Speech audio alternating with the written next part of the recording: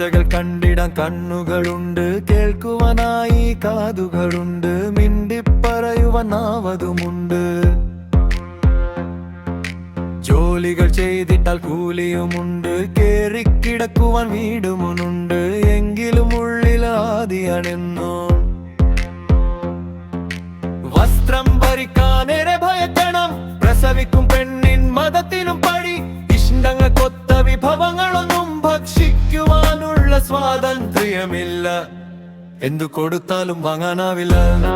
ശാന്തിയും നിത്യസമാധാനവും ഈ മണ്ണിലിന്ന്, ഈ മണ്ണിലിന്ന്, ഈ മണ്ണിലിന്ന്.